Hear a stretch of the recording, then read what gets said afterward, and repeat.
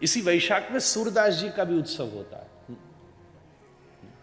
वो सूरदास तरी का महात्मा। आपका जब घर में जन्म हुआ ना, तो पिता के जीवन में आर्थिक विपत्ति आने लग गई। मन में सोचा ये महा अपशगुनी छोरा है मेरा। अंधा पैदा हुआ, अर्थ की समस्या और आ गई, रोजी रोटी बंद हो गई। एक दिन किसी सेठ ने कुछ, वो सन्यास ले रहा था तो वो अपनी संपत्ति का दान कर रहा था, तो एक आभूषण इस घर भेज दिया। पिता बड़ा प्रसन्न हुआ, इस बहाने कुछ तो मिला, अब घर का काम चलेगा। घर में धर के बाहर गए, थोड़ी देर बाद लौटे तो पता चला घर से वो रत्न गायब है। पूछने लगे कहां गए कहां गए। आज इतने दिन से मन में दबी ये बात निकल पड़ी। पिताजी ने सूरदास को कहा, तू जब से आया इस घर में सब बेकार हो रहा है। सुनकर सूरदास स्तब्ध हो गए। बोले सुनिए पिताजी, मैं बता सकता हूं, मेरे पर भगवत कृपा है, मैं अपनी अंतर्दृष्टि से बता सकता हूं ये आभूषण कहां है। पिता बोले फिर बता। बोले मैं बताऊं पर उसके बदले आपको मुझे कुछ देना होगा। बोले क्या देना होगा। बोले हाथ में जल लीजिए, गंगा का जल लीजिए और संकल्प कीजिए। क्या। बोले मैं आज ही आपका घर छोड़कर वृंदावन जा रहा हूं, आज ही छोड़ के जा रहा हूं। ये संकल्प दो कि मुझे रोकोगे नहीं तो मैं बताऊं। पिता के मन में भी लालच था। जैसे संकल्प का जल छोड़ा, सूरदास जी ने फलाना फलाना पता बता दिया। वो ऐसे ऐसे गया, वो ऐसे गया, वहां से ले आओ। थोड़ी देर में पिता ढूंढ के लाया तो रत्नाभूषण मिल गया। अब पुत्र मोह प्रकट हुआ। आपने वचन दिया था, अब एक चीज का चुनाव करो, या तो इस आभूषण को वापस फेंकाओ और मुझे रख लो, और या मुझे जाने दो और इससे रख लो। पिता ने सोचा, इस आंधरे को रख के मिलेगा भी क्या। सूरदास चल दिए। घूमते घूमते आप स्थिति देखना, जीवन में इतनी बड़ी अनुभूति प्रकट होने के बाद भी अभी बहुत सामान्यता है। खोजते खोजते खोजते कहां कहां न घूमे। एक गांव में एक पेड़ के नीचे जाकर बैठ गए, कुछ पता नहीं था। उस गांव में खो गई एक गैया खो गई।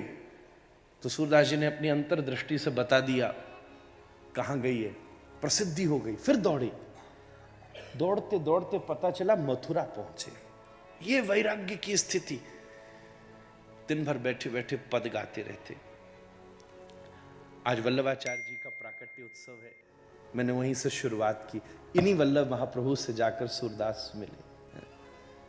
बार बार पद उठाते, फिर चुप होते, बार बार पद उठाते। थोड़ी देर 3-4 पदों के बाद में सूरदास जी से वल्लभाचार्य जी बोले, अरे खिसिया क्यों रहे हो, गिड़गिड़ा क्यों रहे हो। अभी तक तुमको जगत त्याग का अनुभव है, पर श्री कृष्ण के वियोग का अनुभव नहीं है ना। ये अश्रु, ये जो तुम्हारे आंख से, आंधरे सूर्य के आंख से जो अश्रु निकल रहे हैं, ये अश्रु मोती तो हो गए, मोती तो हो गए, क्योंकि इस जगत की असत्यता का बोध उसने कर लिया है। पर वल्लभ महाप्रभु कहते हैं, सूरदास ये अश्रु मोती तो हो गए, क्योंकि जगत की अनित्यता का, असत्यता का बोध कर लिया है। पर अभी तक के अश्रु हीरा नहीं हुए, क्योंकि उसने परमात्मा की सत्यता का बोध नहीं किया है। इस स्थिति पर पहुंचकर उस समय सूरदास इस स्थिति पर पहुंचकर कहते हैं, मोह सम कौन अधम खल पापी।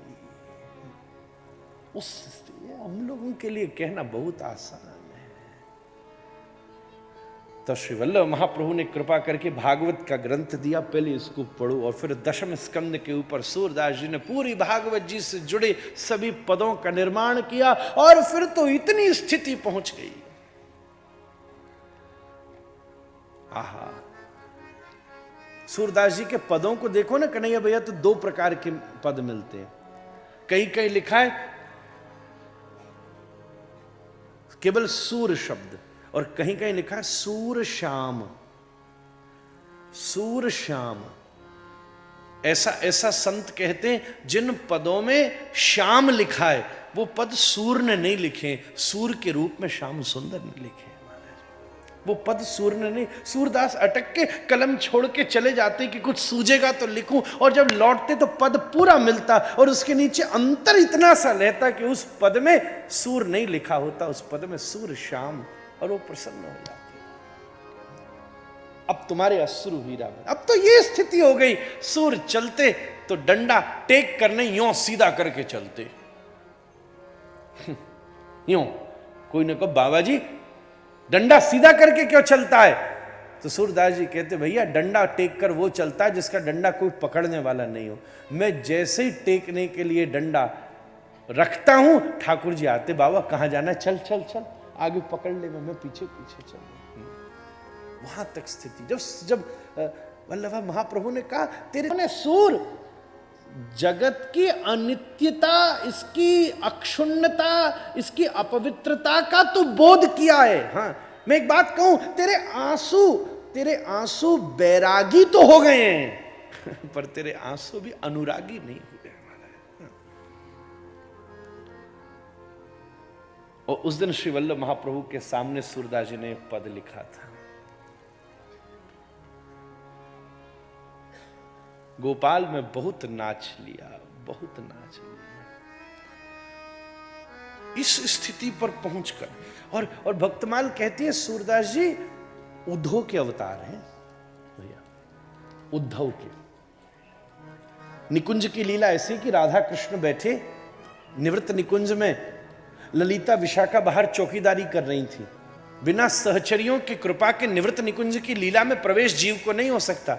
मैं तो सार्वजनिक कथा कह रहा हूं, इसलिए निवृत्त का विषय इतना नहीं छेड़ता। आओ ना कभी वृंदावन पिटारी खोल के दिखाएंगे तुम्हें।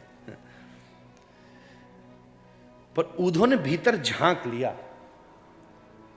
तब ललिता विशाखा ने एकदम, भाई व्यक्ति को अपनी नजर पर पर्दा होना चाहिए।